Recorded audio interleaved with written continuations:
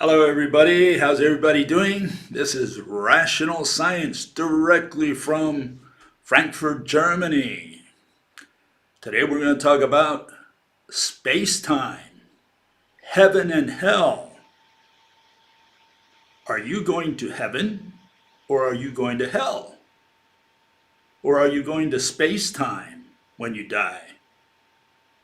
Well, whichever way you answer, it's wrong.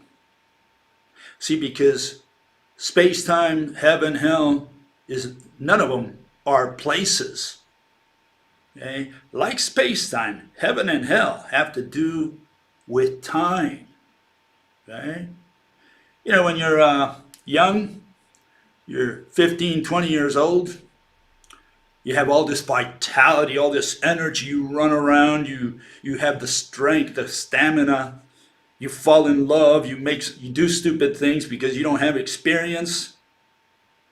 You do unconscious things, then you repent, maybe. That's heaven. Okay, that's known as heaven. And at night you have the Sandman, and he comes around and he puts delicately, lovingly, little drops, little grains of sand in your eyes. You wake up in the morning, take the sand off, just brush it off, go to the fridge, you're hungry as a bear. You know, that's heaven. Then, at my age, yeah, the Sandman comes also. But he comes with a baseball bat. And he, beats you all night long. Wham, wham, wham. He just beats the hell out of you. And you wake up in the morning, oh, I got a stiff neck. Oh, my knee hurts. I think I have gout. That's known as hell. So heaven and hell is a question of time. You work your way from heaven all the way to hell.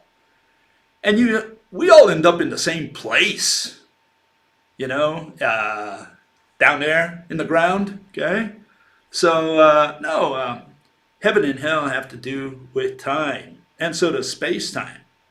Now, space-time is a synonym for the mathematicians, is a synonym of the universe, okay? That's what they mean when they talk about space-time. They talk about all of it. That's space-time, okay? But space-time has only been around maybe 100 years or so. Before then, we had other notions of what the universe is, okay? And one of the earliest notions of what the universe is, where we have solid evidence, right, is here, the Nebra Skydisk, okay? It looks like this. It was found it was made about 1600 years before Christ. And you can see there, they show the sun, the moon. It's a little plate, about 12 inches, weighs about 5 pounds. Okay, so it's a great find. They found it in Germany. So this is one of the first notions we have of the universe that we can, put our hand on because it's a physical entity, okay? And we progressed from there. We had, that was 1600 years before Christ. Now you're talking about maybe anywhere between 1500 to maybe 700 years before Christ. And you have most of the biblical verses, and gives you an idea of what they were thinking about, as far as what the universe is concerned. This was some of their notions, okay? And if you read the Bible, you'll find it says, Then spake Joshua, and he said, Sun, stand thou still upon Gibeon, and thou moon in the valley of Ajalon. And the sun stood still, and the moon stayed. The sun stood still in the midst of the heaven, and hasted not to go down about a whole day. There was no day like that before it or after it. Oh, I'm sure. The day the sun stops moving, we're all in trouble, right? Hopefully there's no other day like that, okay? And Chronicle says, The Lord made the heavens, the world also shall be stable, that it be not moved. That's where the flat earthers get the idea that the earth doesn't move, authority, and they also every morning, and they say, well, the earth doesn't seem to move under my feet. So between that experiment and authority, they figured out the earth does not move. Okay? And then you find a couple more references there. Isaiah, behold, I will bring again the shadow of the degrees which is gone down in the sundial of Ahaz.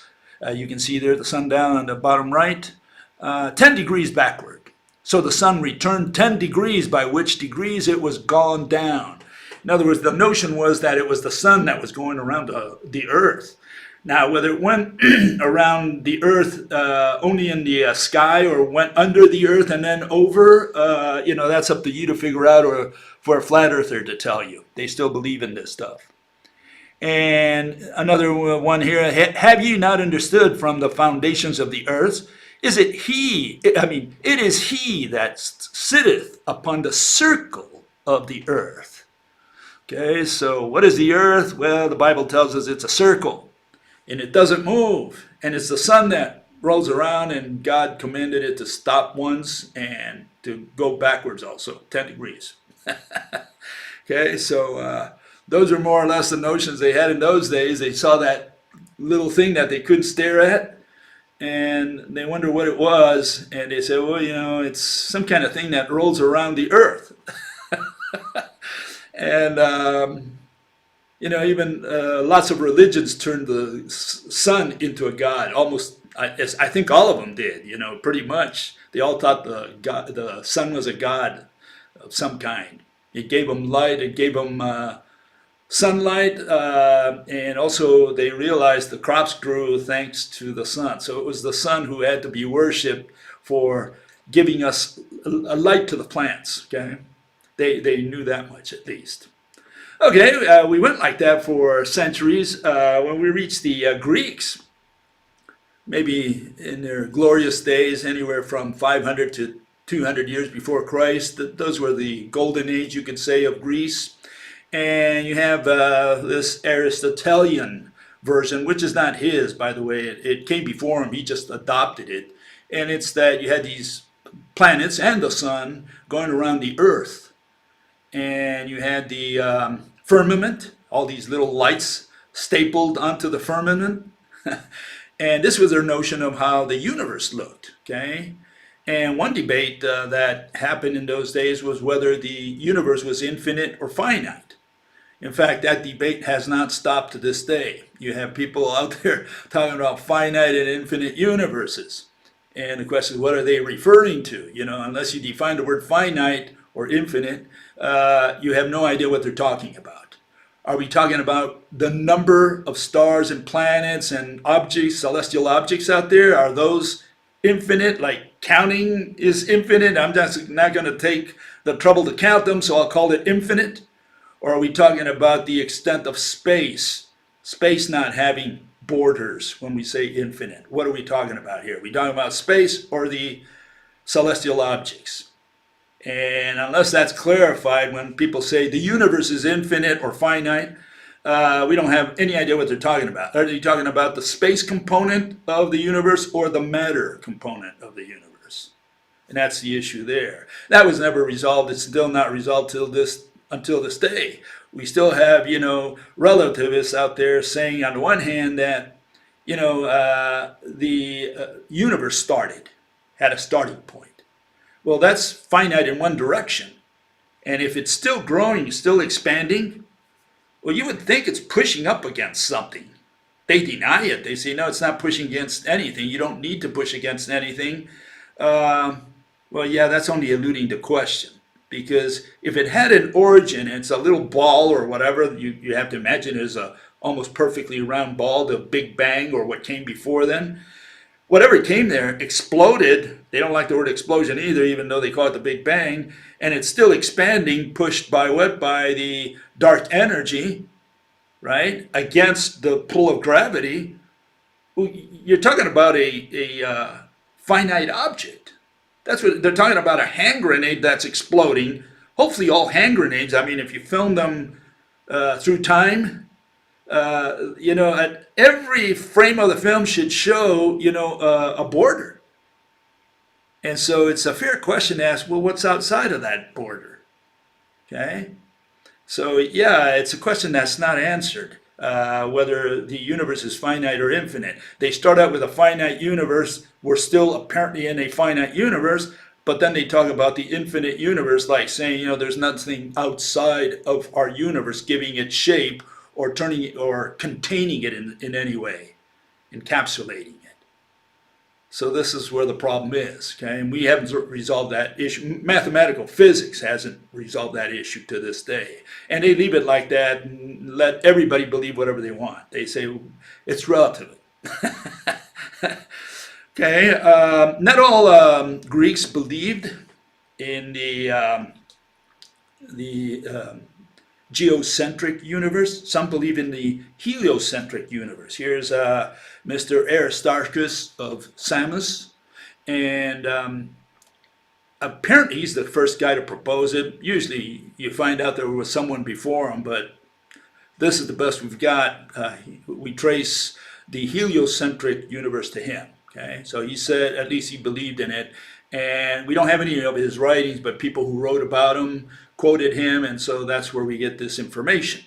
And as you can see, you have the sun at the center and the planets going around, the known planets at the time. Okay, so not everybody believed in the Aristotelian or Ptolemaic universe, and it's like it always happens. The majority of people believe in nonsense. It's always the case. It's been the case throughout history. The majority of people have it wrong almost always. Okay? But they believe in it, and they're the bosses because they rule. And a minority just hides in their caves and says, well, I know better, but I can't do anything about it. That's how humans work. Okay? So yeah, not very many people believed in the heliocentric universe. Certainly the Arabs rejected it. They rejected Aristotle when they read his writings, and they said, no, this guy's wrong. And that didn't really come into the Western world. Maybe it did, maybe it didn't, but it took many years to come, if anything, to come into the Western world. We had to sort of reinvent the wheel. And some people were aware of what the Arabs had discussed, whether that's what led to the heliocentric notion or model. It's your guess as much as anybody else's. You have different opinions on that. The point is that, yeah, eventually we came up with the heliocentric solar system. And time passed, we also discovered that there were galaxies out there. In fact, I think it was Immanuel Kant who came up with the notion of galaxy. He said those are island universes out there, okay? And the word spread, and so people started, seeing the universe in a different light. They realized it was maybe bigger than just the solar system. There was some other stuff out there. Galileo later on discovered some of the moons of Jupiter, and they said, oh my God, now we thought that it was only these few 7 objects here, the moon, the sun, and a few planets. They thought that was it, and now here we discover moons outside the Earth, outside our moon. And eventually, well, we discovered more moons all the way up to the 19th century. Okay. So what notions did we have during this time? Well, we had this notion that, see if I can get it here, that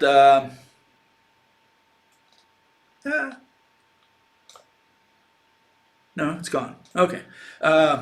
We have this notion that until the 19th century, I would say, that the universe was this infinite, maybe, in the majority of people's minds, entity, space, whatever that was.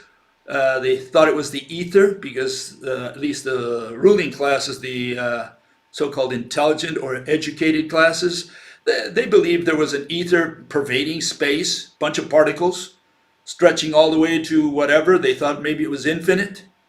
And it was the vibration of that ether that formed light and other phenomena that they couldn't see. They probably couldn't figure out gravity, but they said, oh, but the ether is what is moving, what is waving when we talk about light. Okay?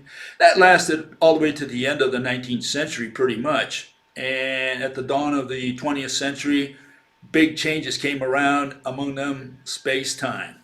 And I talked about this gentleman the other day. His name is Albert Einstein. He got his Nobel Prize in 1921, but he didn't get it for anything related to general relativity, to space-time. Even though at the time, not only did he have his equation, brand new equation, which was introduced in 1915, and also we had around the same time the notion from Schwarzschild about the black holes.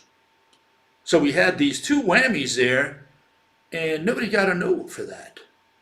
All the way to the 1950s, no one got a Nobel in relativity. And that makes you wonder because, see, you have two pillars in mathematical physics. One is general relativity, the other one is quantum mechanics. Quantum mechanics received all kinds of prizes. I covered that the other day. You saw the prizes that these people got for dealing with particles and new particles and proposing theories about particles like Dirac's positive and negative C there, and matter and antimatter, that sort of thing. General relativity did not receive a single Nobel Prize in this whole time. It makes you wonder. Here we have two pillars, and one of the pillars is glorified. I don't know how many people really believed in it, but as far as I can see, you go all the way to 1920s at least, 1921, 22, a lot of mathematicians had bought into relativity. Not because of this gentleman, okay? Because remember, he's not the creator of special relativity as he's given even credit to today. Okay, here we have gentleman I talked about a couple of weeks ago, and his name is Hendrik Lorentz, not the other fellow, not Zeeman, but Lorentz, and he's the guy who came up more or less, or one of the fellows who came up with the notion of special relativity, or the foundations for special relativity, which is, the time dilation. That's what these people came up with. Not only him, you have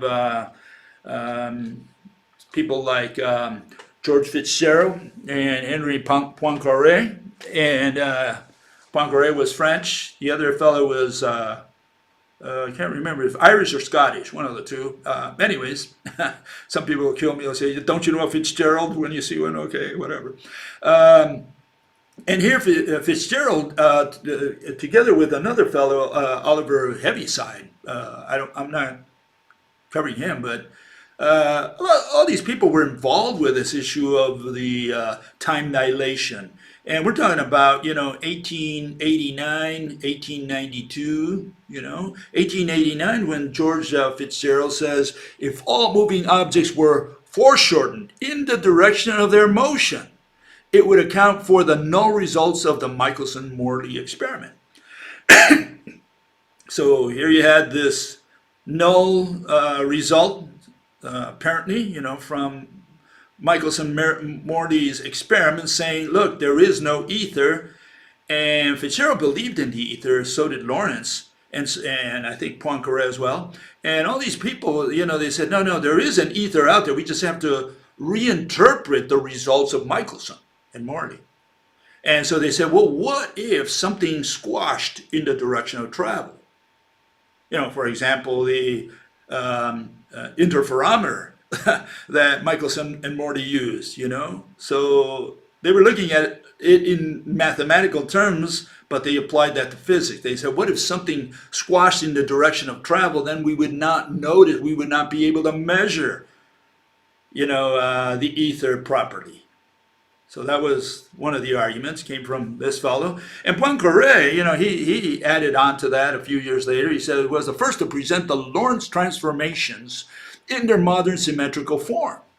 Okay? He discovered the remaining relativistic velocity transformations and recorded them in a letter to Hendrik Lorentz in 1905, year in which Einstein wrote his 4 papers. Annus Mirabilis, right? Thus he obtained perfect invariance of all of Maxwell's equations, an important step in the formulation of the theory of special relativity. Who formulated Poincaré and Lorentz? They did special relativity. Einstein, apparently gave it a different interpretation, and that's what he's glorified for. But the equations, the calculations, that was already in the books, and it was people like Poincaré and Lorentz who did that. Okay, and to this day, a lot of people don't even know them. They're certainly not given as much credit as Einstein, right? Okay, he's the guy. He's a celebrity, right? In 1905, Poincaré first proposed gravitational waves. Also, that's also given to Einstein, even though here you have Poincaré who talked about that earlier, okay, 1905. Okay, Einstein was 26 years old at the time working on other things, so he wasn't working on gravitational waves, okay, emanating from a body and propagating at the speed of light as being required by the Lorentz transformations. Okay. So you can see that Einstein got a lot of credit for stuff that other people did. I'm not saying that he didn't put his little grain of sand or that his interpretation was different or whatever. The point here is that, if they're going to glorify equations, here you have the equation guys. You have all these people like Heaviside and Lorentz and Poincaré and Fitzgerald. There were others as well. It's not like Einstein was the only physicist around. Okay. And again, there was no Nobel Prizes throughout almost the entire 20th century, which makes you kind of wonder, well, what's going on? How come we have gazillions of prizes, Nobel Prizes, for the people who do quantum mechanics, inventing particles, theories also about particles, okay? All those got prizes. No one got prizes for general relativity, even for special relativity. And that should make you stop and think, okay? Anyways, maybe the first one, and I'm stretching my interpretation here, okay? First Nobel anywhere related to relativity is this fellow, Hans Bethe, and German guy who worked in the States. And what did he come up with? Well, he really wasn't into general relativity. What he did really was give an interpretation of how the sun works through fusion. And why am I putting that as relativity? Well, because he was trying to really explain how hydrogen came into being. Okay? He says, look, hydrogen is not produced in the sun. We can produce anything above hydrogen, maybe above helium. But when you talk about hydrogen and helium, maybe helium, you can produce that in the sun as well. But when you talk about hydrogen, that can't be produced in the sun. So where did hydrogen come from?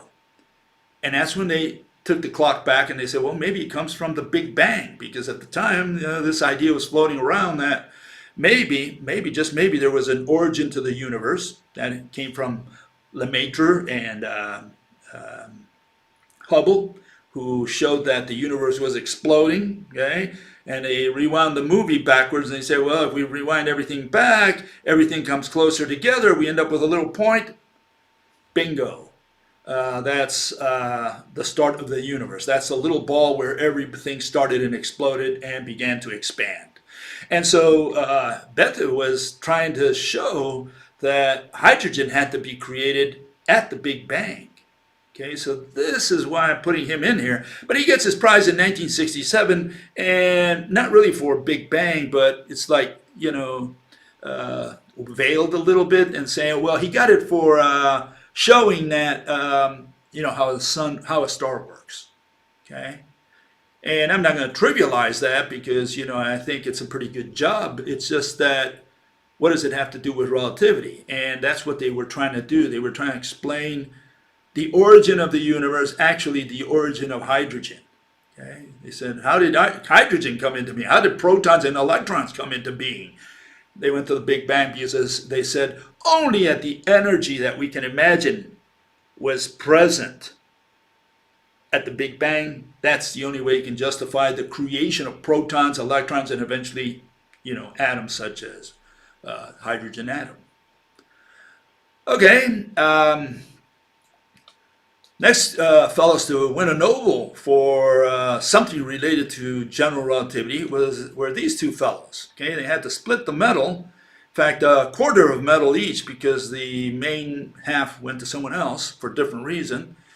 For what did they get it? Well, they got it for their discovery of the cosmic microwave background radiation, Penzias and Wilson. And the funny thing about this is, like I said the other day, they bumped into an elephant and they said, oh, we discovered an elephant. And they got a Nobel for that. It's not like they really thought about something like, I say, you see the magician on stage and you try to figure out how he did the trick, and then you figure it out and you say, I discovered how he did the trick. Okay? That's good because you broke your head. These guys didn't break their heads. They just bumped into the wall and they said, oh, we discovered the wall.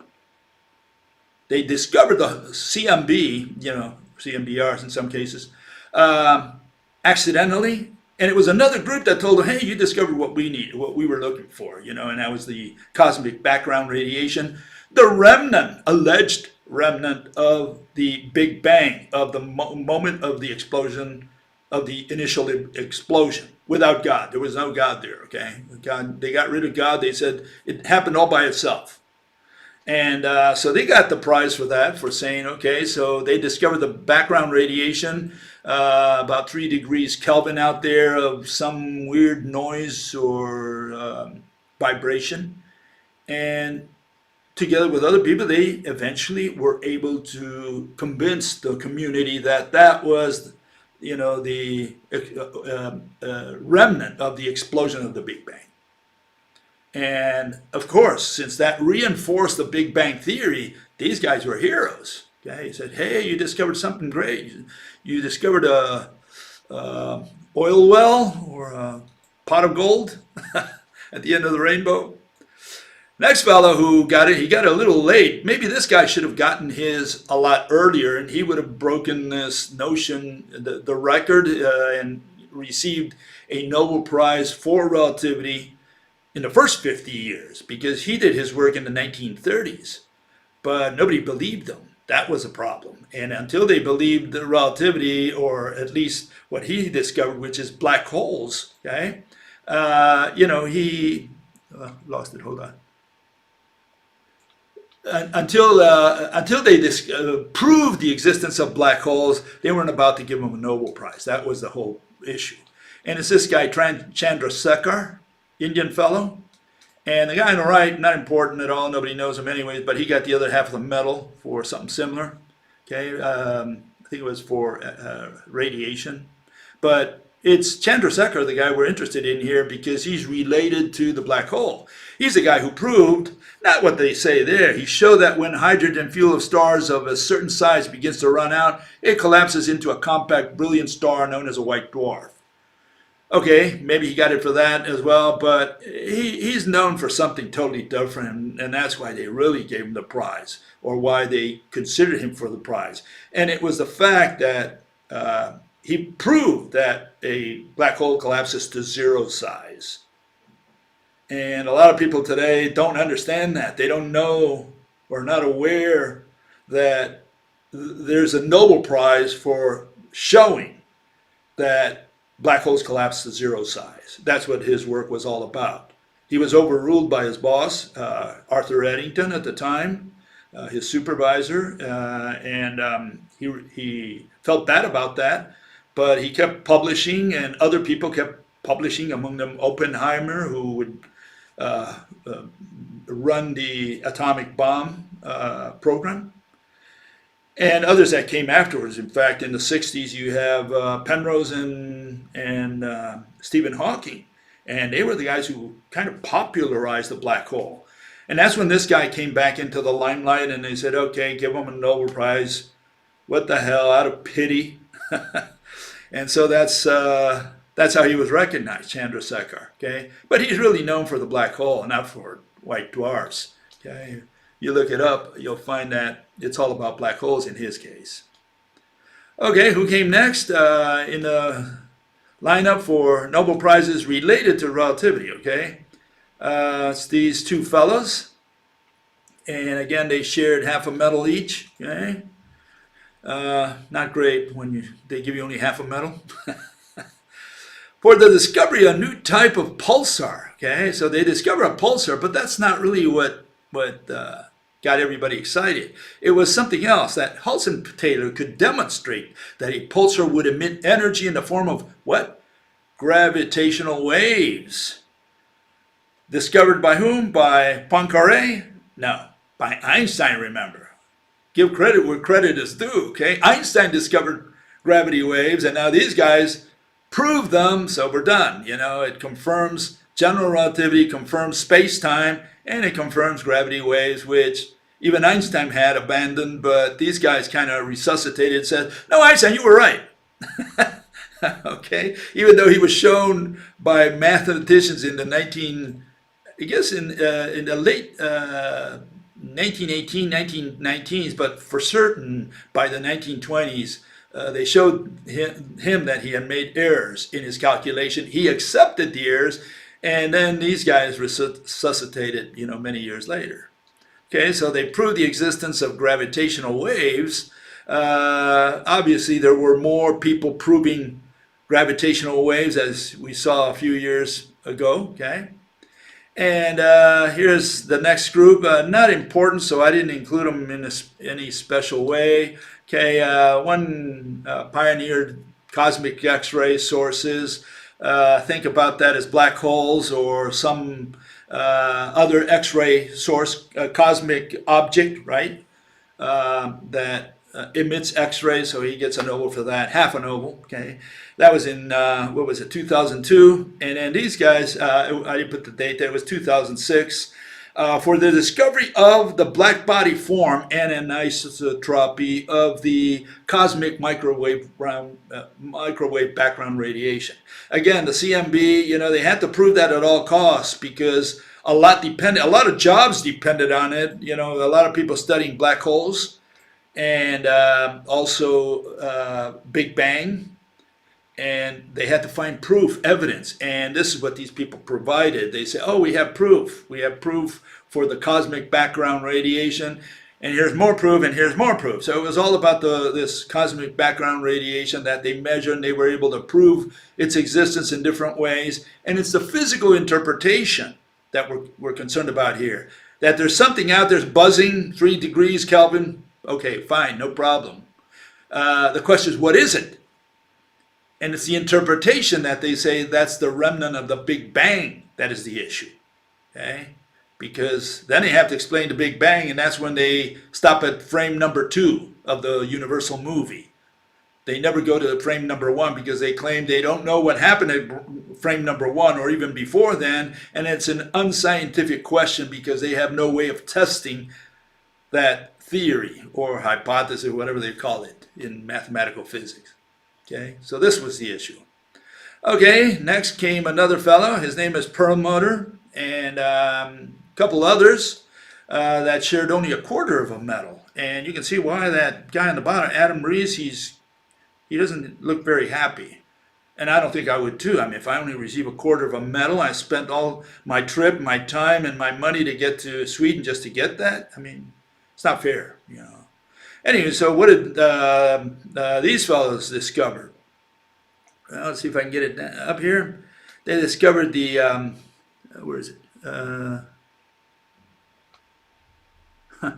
The expansion of the universe, okay, and known as the dark energy, okay. So you can see there the little ghost, okay. For the discovery of the accelerating expansion of the universe through observations of distant supernova. Okay, so what did they do with this? Well, they confirmed, let me get this fellow out of there. They confirmed once again that Big Bang is a reality. That there was an explosion. Today we say it's 13.8 billion years ago, Earth years. And it's still expanding. Everything's flying away from each other. And what's pushing it away is this dark energy. And you say, what do you mean pushing it away? Well, see, this is the problem. The problem is the theory, and the theory is that gravity pulls everything in. And so like Newton addressed this issue already in his time, if everything's being pulled in, why doesn't the whole universe collapse into a single ball? And so these folks said, We'll tell you why. Because there's this explosion that happened a long time ago. It said, well, it should have lost steam by now. It should have reached a point where now it's drawn back by gravity. So what keeps it going? And that's when they had to invent dark energy, which they claim is like 70+% of the universe, an unknown substance. They don't know what it is. It's just put in by hand. And they said, we need to put that by hand to show the expansion of the universe against gravity, because otherwise gravity would pull everything in. That's the theory. That's what it's all about today. So this is the situation. The situation is you have to counteract gravity. And that's what they invented dark energy for. And they said there's got to be lots of it, because to overcome gravity, you have to have lots of this stuff. But we can't see it. We don't know what it is. So we'll call it dark energy. And now it's a variable that they use in their equations, and they're happy with it because they have this number called dark energy. They don't know what it is. They tell their astronomers, go look for it. It's invisible, intangible, but go look for it. That's where we're at. That's where we're at. Okay, who came next? Oh my God, I keep sending it to the other side. It's these fellas, and oh my God, did it again. There we go. New mouse. So I keep sending it to the bottom instead of the top. Okay, I covered these guys in the past, okay, especially the guy in the bottom, Kip Thorne. Okay, and what these guys did, they had this LIGO, okay, collaboration. They had to show that LIGO was useful for something. And what they proved with this, again, was the existence of gravitational waves. For the 10th time, again, they proved them. Okay, so we keep proving the same thing over and over, just confirming, through experiments, just to double check and triple check to make sure that we covered all the bases. And what they proved is gravitational waves. How did they prove them? Well, they said there was a collision of two black holes somewhere out there in the middle of nowhere. And we received the waves from that collision. Okay, similar to what you just saw for the pulsars. Okay, no different than that. And finally, we get these people, also cover them the other day, and that's especially Mr. Penrose there. He's been around for at least, I would say, 60 years. They had to give him a Nobel before he died. They would have given one to, to Stephen Hawking also, but he decided to leave us and go to heaven or to hell. I'm sorry, it was hell, the space-time, right? And so Penrose received a medal together with these two other folks who received like a quarter medal each. And again, for proving the existence of black holes. Okay, that's what their work was all this time. One theorized about them, the other guys supposedly proved their existence. How did they prove them? As Gensel himself says in his paper, he proves it indirectly. What else could it be? That's his entire reasoning. Okay? He cannot think of any other possibility what could cause those effects. And I showed that there is another possibility. But today we're talking about universe, and so what do we end up with? What's the relativistic universe after all these decades, this century that's gone by? What does the universe look like? Does it look anywhere like Aristotle or any of these other folk? Well, here you have several versions of the universe, of this space-time thingy. Okay, you have one which shows that it collapses into the Earth, because you have to show why something would fall to the center of the Earth. So you have to make this three-dimensional fishnet move inwards. Like it's pulling things inwards. So they say, well, you fall towards the center of the Earth. Well, then you have the two-dimensional version, which is where the Earth weighs down the canvas and things fall into the hole of the canvas. These two are totally different mechanisms, totally different notions of how our universe works. And they're all accepted. Nobody complains about them. The mathematicians don't care, because they don't care about physical interpretations. They just care about their math. And they say, we got the math, we're covered. We get Nobels, and then let the plebes, the you know the ignorant people out there, the peasants, they come up with all this stuff. They say, well, here's the universe, and a lot of like the second one there, comes from high level people, but this is what they feed the public. Okay, and the other one is believed by a lot of people as well, so it doesn't matter. Okay, this is out there and people don't know what to believe because the scientists, so-called scientists, the mathematical physicists, can't tell them and won't tell them what the universe looks like, whether it's infinite or finite, whether there is a space-time that bends when the Earth sits on it, or it bends into the Earth, which is the one on the top. Okay, so they can't tell you that, and they won't tell you that because they don't have an answer. They say, well, you have to imagine as an analogy, blah, blah, blah. And you say, okay, is that how the universe runs? And they say, it's just an analogy. Don't take it so seriously. In other words, they don't know. They give you an analogy and then they take it back saying, well, it was just an analogy, whatever that means. Okay. I need a mechanism, how the universe works, why the Earth doesn't fly out of the solar system, or why the moon doesn't fly, out of the Earth orbit. Is it a depression that's preventing? Is there a wall of time, curved wall of time around the Earth, and that's what the moon is rolling around? Is that the wall that prevents the moon from flying out? Is that the analogy? This is the issue. The issue is they don't have an explanation. Today here, with all the math, we don't have a notion of what the universe looks like. And again, whether it's infinite or finite, we have no idea. Not from the mathematical physics world. Now, from our world, yeah, we do have, here's our version, okay, side by side, okay, all the galaxies in the universe are interconnected physically, and probably the entire universe is rotating, okay, in some way, maybe in different directions. I have it here going in the same direction, okay, but that's what our universe looks like if you had, I guess, the eyes of God and you were looking at it from afar. Okay, so that's the notion, a little different than the one they propose, okay, of bending space-time and four-dimensional, unimaginable space-time. We don't have that. Okay, that's mathematical physics. Big word there. Okay, and here's another version. Okay, I'm saying it's just a single thread out there, and this thread is what converts into all the atoms and ropes that interconnect them.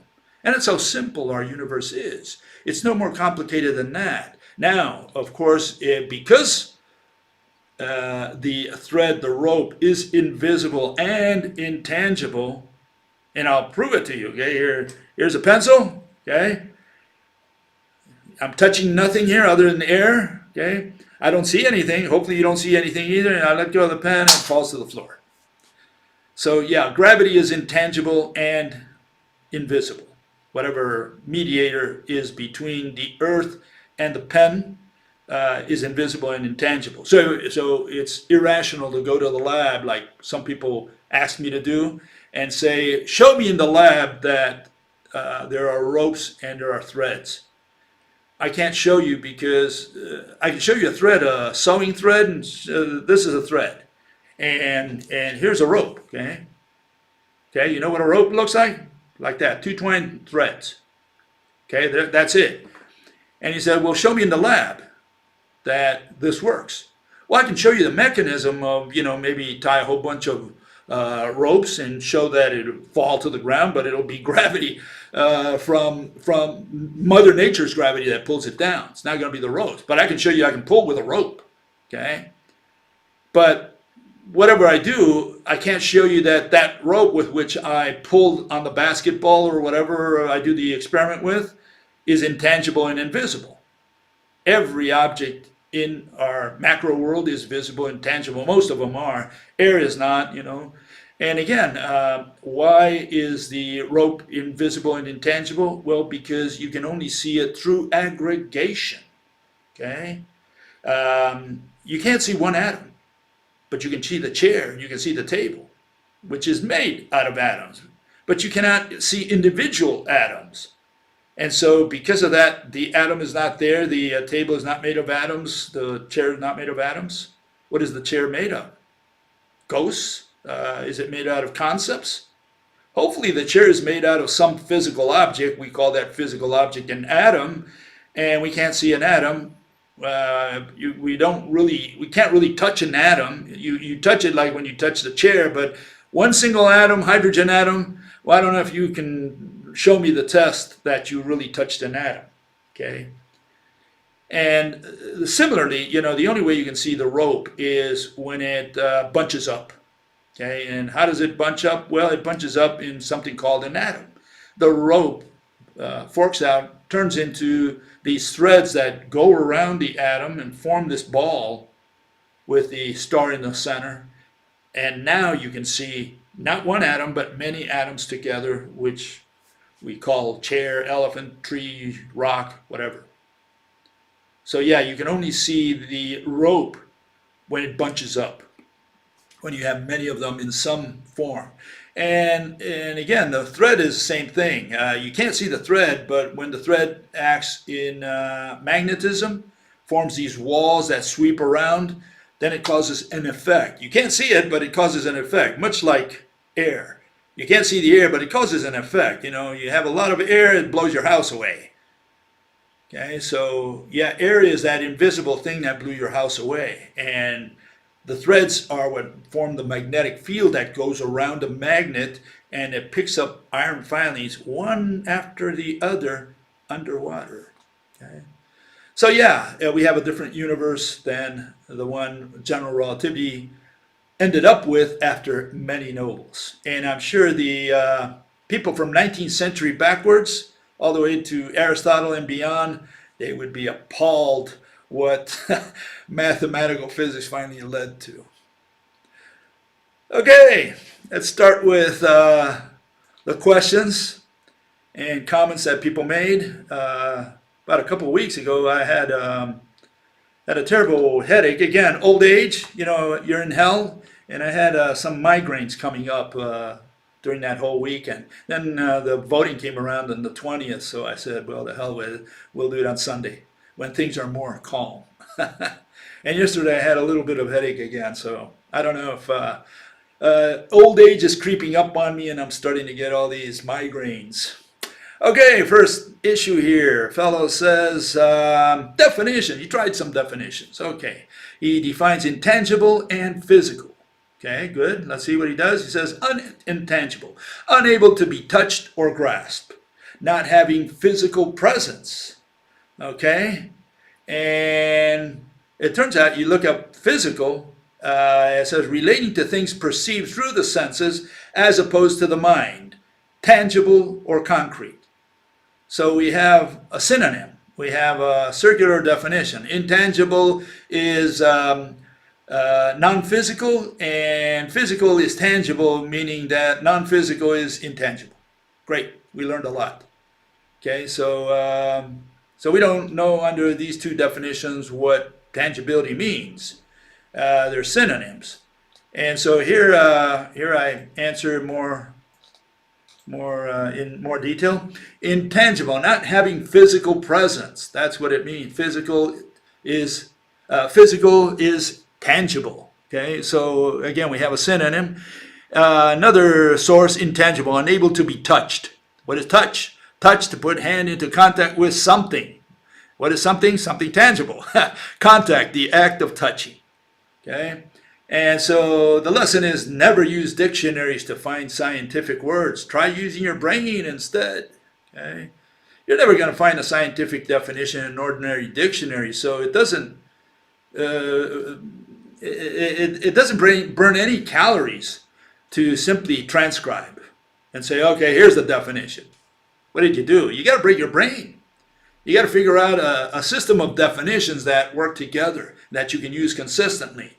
And apparently this fellow doesn't understand that. He thinks he's just going to go to the dictionary and pull out a definition. You say, well, that's what we all think about it. We don't care. This is not a question of democracy, of how many people vote for a definition. It's a question of having a definition that you can use consistently, rationally, scientifically. In other words, for the purposes of science, restricted to science. Okay, another issue. Okay, I think same fellow. He says description isn't a part of science. That's what I say. Okay, you use all kinds of descriptions or a failed explanation of a very failed explanation. And I say experiments isn't a part of science. He says then you do an experiment, do an experimentation speech with demonstrations for 10 minutes. Well, until he offers an example, we don't know what he's talking about. No, I don't use descriptions at all. I do describe, but that part is not the part of science. The part of science is the part of explanation. So descriptions are not explanations, and descriptions are not science. That's the issue. An experiment is not science because experiment is only used to verify something for yourself, to believe. The only purpose of experiment is to convince the jury. Okay, you do an experiment and say, see, I told you so. That's what experiment is for. It's to convince people. And of course, when you have intangible, invisible entities like the mediator of gravity, of light, of magnetism, and so on, when you have that, there is no experiment you can run. Because whatever experiment you run, you're going to run with macro objects. And people are going to say, like they say to me, well, how come I can see the rope at the hardware store, but I can't see your rope? And again, because the only way to explain how Mother Nature runs her shop is visualizing. There's no experiment you can run. The only purpose of an experiment is to convince Mother Nature that she's wrong. Saying, you don't do it with the ropes, Mother Nature, you do it with particles. Okay, so are particles invisible and intangible? We're back to square one. You know, you can only do it with ping pong balls and at the lab and say, hey, but I can see and touch the ping pong ball, and I can't touch the photons of light, and I can't touch the gravitons, and I can't touch, whatever mediates magnetism or electricity. So we're back to square one. We're just running around in circles by doing experiments. Experiments is only to prove to a jury that your theory is correct, to convince them to join your church. That's the only purpose of experiments. Nothing wrong with doing an experiment, to get ideas of how Mother Nature could be running her shop. But in the end result, it's got to be armchair physics. You got to go upstairs, drink a beer, sit back, and think and visualize how Mother Nature, Father Universe could be running their respective worlds. Okay? It's the only way to do it. Okay, another issue. Well, it says the universe is a concept. Yeah. The universe is full of ropes that are objects. Well, the universe it's a concept. It's not a container. Okay, so you can't say that the universe is a container and that the universe is filled with anything. That's ordinary speech. Okay, so whenever you use the word universe in ordinary speech, you have to distinguish that from its use in science. In science, you can't use the same word universe. In fact, we don't use the word universe other as informally. Okay, because the universe, so-called universe, is not a physical standalone object. It's a concept, meaning matter and space. And for that, you need to define what a concept is so that we know that it is a concept and not a physical object. What is an object? An object is that which has shape. Okay, and here we have this fellow who says that a concept universe morphed into a container. And he says it's full of ropes. No, it's full of nothing. It's what happens when naive folk introduce informal, ordinary speech in an attempt to explain a phenomenon scientifically.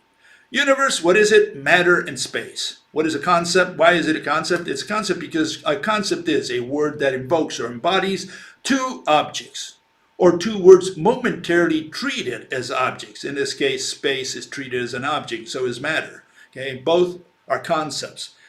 Matter is bunch of particles or objects or things, and space is nothing. So we have nothing and something, okay? And that's what the universe is, a blend of something and nothing, or something floating around in nothing, so to speak. And not in the sense of container, okay? Because space is not a container. Okay, and the next one. I criticized a professor because he wrote me a letter after he looked at one of my videos, and he sent me a letter saying, in fact, let me put the letter up here. I think I've got it. It's this one. Okay. And the gentleman said, I have looked first at the first YouTube link and didn't understand much. Okay. I would suggest you try to publish your work in a journal. And this is an emeritus professor, and he writes to me this, and I'm saying, well, what is it that you don't understand? Here you have particles, here you have transverse waves, and I'm saying that light is a rope. I mean, what part don't you understand? I'm saying that light is a torsion along a rope that interconnects any two atoms. They're synthesized. I mean, I think a 10-year-old would understand it. And this fellow, he's an emeritus professor. He says he didn't understand it. So, I don't know what he understood. And this fellow says the old man doesn't understand because he's not supposed to or even try to understand. Well, again, what is it that you don't understand about what I just said? I mean, I think it's straightforward. Okay? For example, here's an example I like to give. Here you have Felix the cat, and he throws a horseshoe through the window and breaks the window, and you ask, how did the window break? And we all saw the same thing. We all say, well, he threw a horseshoe through the window. Then on the one on the bottom, you see a box being pulled by a rope run through a pulley, and you ask people, how is it the box went up? And people will say, well, I pulled on the rope, and the rope was tied around the pulley, and the rope pulled up the box. Very straightforward. But what if you have this situation here, side by side, so you can see what I'm talking about, okay? Felix waves his hand, and suddenly the window breaks. And I ask you, how did the window break? And you say, well, I have no clue. You know why? Because you didn't see the horseshoe go through the window. All you saw is nothing, and suddenly the window breaks. And then at the bottom right, you see a box being pulled, and you say, how did the box go up? You say, well, I don't understand how it went up. Magic? I don't know. Black magic? Angels? I don't know. Why? Because you don't see what's pulling it up. Okay? So this is what I'm referring to. If you see anything on the right, you won't understand because you don't see the mediators. That's why you don't understand. But as soon as you see the ones on the left, you say, oh, it's kid stuff. Of course, we all understand that. A horseshoe went through the window and a rope pulled on the box. Very straightforward. So what is it that people don't understand about a rope? Here's a rope, okay? I mean, I'm asking you to understand, not to believe, okay? I'm asking you to understand, saying, look, this is a rope, and it's a torsion moving along a rope, okay? And a rope binds any two atoms. What part don't you understand? I mean, you got to have, I don't know, Down syndrome to not understand something straightforward like that? I don't know. I'm not a psychiatrist. Okay, so I don't know how people can't understand something straightforward. Okay. One fellow asks, if I can get this thing in there. So I went to the hardware store and asked for intangible physical ropes that connect the universe together. Well, first, I don't think you can connect the universe together because there's no such physical object as universe. But yeah, you went to the wrong place. See, you got to go to Mother Nature, not to the hardware store. The only thing they sell at a hardware store are physical entities. Okay, so anything you buy there, okay, is a physical object. Okay, they don't sell love there. If you're looking for love, you got to go to San Francisco. Okay. Okay, so here's another fellow. He asks a question. He says, recommendation. He says, do an episode centered around evidence of threads and ropes. And again, there is no, these people are mistaken. There is no possibility of finding evidence for the rope. You won't find evidence. Because, why? Because it's invisible and intangible. And you're saying, well, Bill, you're copying out. I mean, anybody can say that. I could do it with angels. Yeah, you can do it with angels, you can do it with spirits and black magic, and you can do it with ropes. You can't do it with particles. So let's get that straight. You can't do it with particles, and you can't do it with space-time. So we should rule out the official versions of mathematical physics, which is the official version in the world today. You can't do it with that. You can do it with spirits. You can do it with angels. No doubt about it. No problem there. I have no problem with angels and black magic. And you can do it also with a rope. I showed you the mechanism, and I show you how you can pull with a rope. So it's very simple. You can pull with a rope. You can torsion. You can torque a rope and show that you can send torsion waves along a rope. You can show all that with a rope. All you have to do is make an assumption that the ropes that Mother Nature uses are invisible and intangible. Is there some experiment that you can run? What experiment are you going to run? Whatever experiment you're going to run with visible and tangible things, or more than likely. I mean, I'm not sure how else you can run it. What are you going to do in the lab? What experiment do you expect to do in the lab? Okay, that's the question. And whatever you use is going to be a macro object, an object of our everyday experience. And the bad thing about that, it's going to be visible and tangible. No matter how you twist and turn, it's going to be visible and tangible. And so whatever you do, even if you're successful, it's not going to match Mother Nature's world, because she does hers with invisible and intangible entities. She does gravity with intangibility, with invisibility. And so that's what you have to imitate. How are you going to imitate that in the lab with whatever you want to take over there? And you won't be able to. So the only way to do it is visualizing. No experiments necessary. And here's a list that, of what science is not, okay? And you can see, you'll see there that we don't do experiments. Science, these are things we do not. In science, we do not do experiments. We do not demonstrate. We do not prove. We do not persuade. All this belongs to religion. Okay? So, no, there is no experiment that you can run to prove the existence of the ropes. Whether you believe in the rope or not, it's your personal business. You can do whatever experiment you want. Okay? We only explain the mechanism, an objective mechanism that you can sink your teeth into, unless you're like this fellow who apparently has some kind of mental problem, says he doesn't understand torsion along a rope. I don't know what he doesn't understand about it. Okay, but other than that, everybody should understand torsion along a rope. You can do this. You can do an experiment at home showing that torsion does go along a rope. That'll help you visualize what Mother Nature does in her invisible, intangible world. That's the only way to see it. But you can't say, I'm going to prove that Mother Nature runs her world with ropes. How are you going to prove it? Every rope that you are going to get is going to be visible and tangible. Even the one you write on the piece of paper that you draw, or you do some artwork on a piece of paper, or you mold, it's got to be visible and tangible. The drawing, maybe you're touching the paper, but visible it will be. Okay. And another fellow also along the same lines, looking for evidence, okay? And this time it's for the black hole. He says, what about the photo that was supposed to be the first of a black hole not long ago? Is that the result of some clever interpretation of the data that they were using, or is it real?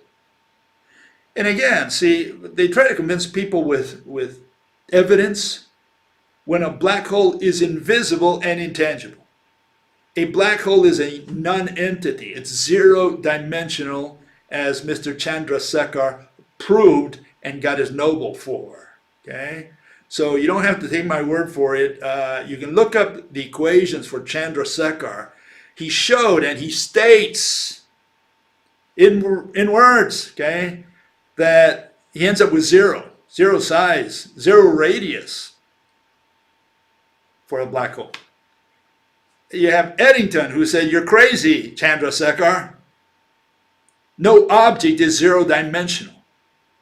And they finally got on the side of Chandrasekhar, gave him a Nobel, and to this day we have the black hole. So the guy who was overruled were actually two of them, Einstein and Eddington, who both said there's no object that can go, no sun, no star that can shrink down to zero size, zero radius, zero dimensions. That's what Chandrasekhar proved. And so again, you look at this and you say, well, I don't see zero dimensionality there at all. I see at least two dimensions, maybe three, if that's a 2D representation of some 3D object. So where's the zero dimensionality there? And what you're staring at, according to the powers that be, okay, is matter falling allegedly into a black hole. And this is a composite made by different people. They tweaked it around with the with the computers, and they ended up with this picture. Okay, and yeah, so it's what is the purpose of the picture? To persuade, to convince you, to show you that there are black holes and you must believe in them. You know, it's like showing you a picture of God. You know, we take some of these drawings, these pictures of the old days of God, and we show you that and say, look, you have to believe in God because here's a picture of God. And this is no different. I mean, what does this show? What does this prove? Does this prove that Chandrasekhar was wrong, that he's got to return his Nobel because this is more than zero dimensions? So this is the issue. The issue is that there's no correlation between this picture and what these people proved mathematically. Mathematically, there is no reason for a black hole, in other words, or a star. Let's talk in correct language. There is no reason for a star full of matter to shrink down to zero size. How do you crunch matter out of existence? Where does it go? What does it turn into? You squeeze all this matter, and you end up with nothing? I mean, you try to figure out. You explain to me how something becomes nothing, becomes empty space, vacuum, zip. That's what these people are saying.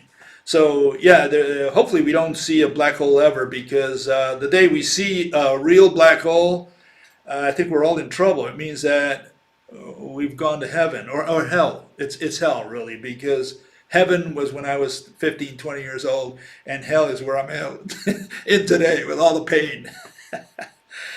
We'll see you next time on Wednesday. And next Sunday, I'm going to have my son. We're going to do a duel here and review the month. We'll see you then. Bye-bye.